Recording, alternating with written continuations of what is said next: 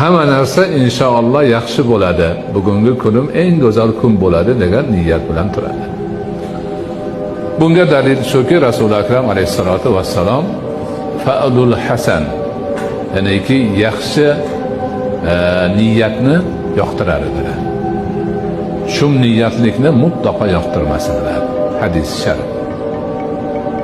Ana nima bo'lar ekan, qolarmikin, pistonmikin, bu bo'lib qolamanmikin, bu bo'lib qolamanmikin degan yomon niyatlarni xayoliga ham keltirmaydi.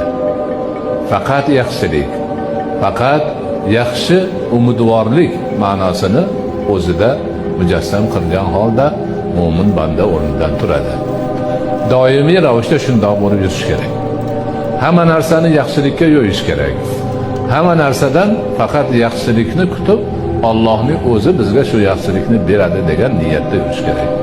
Shu niyatlik qilish, yomon narsalarni o'ylash, u bo'lib qolarmikin, bu bo'lib qolarmikin deyish insonning ruhiyatini tushiradi, o'zini demak dadilligini yo'qotadi, hadiksiraydigan, har qadamida nima yomon niyat uni churg'ab oladigan holat bo'ladi.